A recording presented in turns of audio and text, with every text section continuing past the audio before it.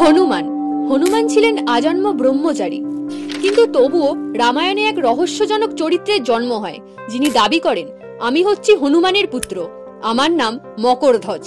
এবার প্রশ্ন হলো, ব্রহ্মচারী হনুমানের পুত্র কিভাবে সম্ভব?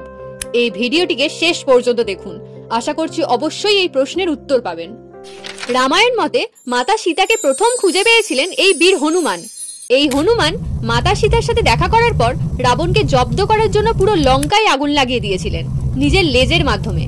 তারপর তিনি নিজের জ্বলন্ত লেজটিকে ঠান্ডা করার জন্য সামনে থাকা সমুদ্রতে ডোবান। সেই মুহূর্তে হনুমানের শরীর থেকে এক ফোঁটা ঘাম গিয়ে পড়ে সমুদ্রের নিচে থাকা এক মকর অর্থাৎ কুমিরের মুখে। যে কুমিরটি ছিল পাতালের অধিপতি অহিরাবণের রাজ্যের এক জলজ প্রাণী।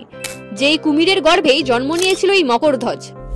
বহুদিন পরে কুমিরের পেট কেটে বের করা হয় এই মকরধ্বজকে।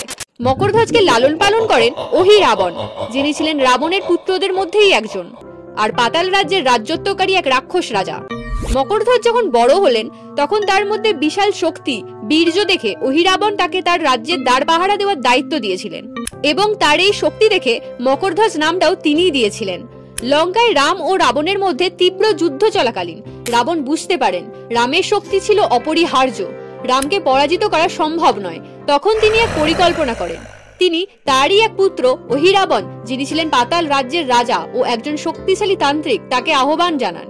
আহ্বান জানিয়ে বলেন তিনি যেন ছলনার দ্বারা রাম ও লক্ষণকে বন্দী করে পাতালে নিয়ে যায়, এবং পাতালে নিয়ে গিয়ে দেবতা কালিকার সামনে তাদের দুজনের যেন বলি দেয়, কারণ এই উপায় ছাড়া রাবণের পক্ষে এই যুদ্ধ জেতা সম্ভব ছিল না। রাবণের কথা মতো অহিরাবণ এক গভীর রাতে মায়াবী রূপ ধারণ করে হনুমানের রক্ষিত শিবিরে প্রবেশ করেন, এবং শিবিরে এক বিভ্রান্তিকর মায়া সৃষ্টি করে অসতর্ক মুহূর্তে ছলনার দ্বারা রাম ও লক্ষণকে অচেতন করেন এবং হরণ করে নিয়ে যান পাতাল লোকে। পাতালে পৌঁছে তিনি সবার প্রথম প্রস্তুতি নিতে থাকেন দেবী কালিকার সামনে রাম লক্ষণকে বলি দেওয়ার জন্য। আর ওইদিকে হনুমান কোথাও রাম লক্ষণকে দেখতে না পেয়ে খোঁজ খবর নিয়ে জানতে পারেন রাবণ ছলনার মাধ্যমে তাদের দুজনকে পাতালে পাঠিয়ে দিয়েছেন।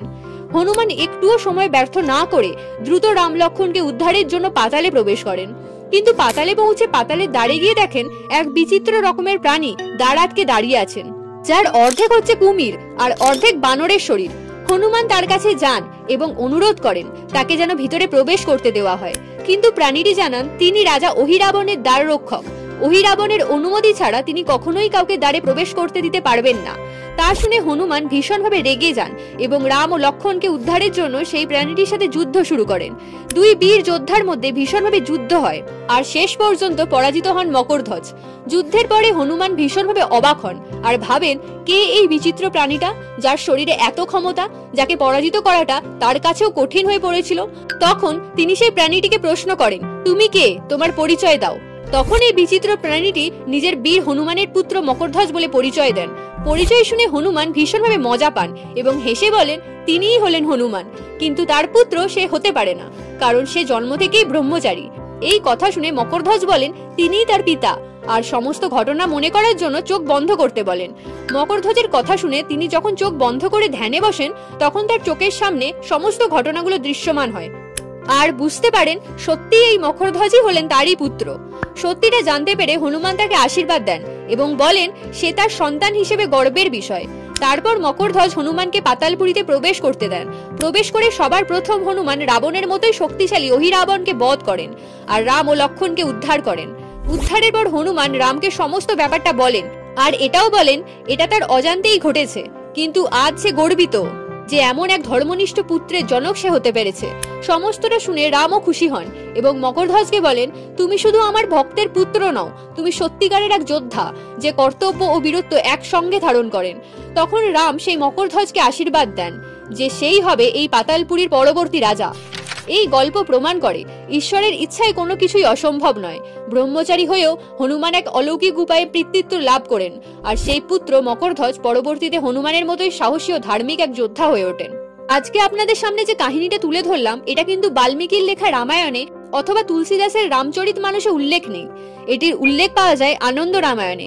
কিঞ্চিত জৈন সাহিত্যে, লোককথা ও আঞ্চলিক পুরাণে, আবার মহারাষ্ট্রের কাহিনী ও কবিগানেও এর উল্লেখ রয়েছে। গুজরাটের জেঠোয়ারা নিজেদের মকরধ্বজ বংশের বলেও দাবি করেন। তাদের বংশের লোককাহিনী অনুসারে মকরধ্বজের মদধ্বজ নামে একটি পুত্র ছিল, আর জেঠিধ্বজ নামেও একটি পুত্র ছিল। জেঠোয়ারা জেঠিধ্বজের বংশের বলে দাবি করেন এবং হনুমানকে তাদের ইষ্ট দেবতা হিসেবে পূজা করেন। মকরধ্বজের উদ্দেশ্যে ভারতে বেশ কিছু মন্দিরও রয়েছে, বিশেষ করে গুজরাটে, যেখানে এক সময়ে জেঠোয়ারা রাজত্ব করতেন। গুজরাটের পোরবন্দরের কাছে ওদাদর গ্রামেও একটি মন্দির রয়েছে। বেদ দ্বারকায় আছে হনুমান ডান্ডি মন্দির, যেখানে মকরধ্বজ এবং হনুমানের মূর্তি একসাথে পূজিত হয়। রাজস্থানের বেওয়ার মন্দির, যা বালাজি, হনুমান এবং মকরধ্বজের পুত্রকে এবং মকরধ্বজকে একসাথে পূজা করা হয়। তো এখানেই শেষ হলো আজকের এই অলৌকিক কাহিনীটি। সমস্ত কাহিনীটা আমার অনলাইন রিসার্চের মাধ্যমেই কিন্তু পাওয়া। যদি ভিডিওটা ভালো লেগে থাকে তাহলে অবশ্যই চ্যানেলটিকে সাবস্ক্রাইব করে একটা লাইক করে দেবেন।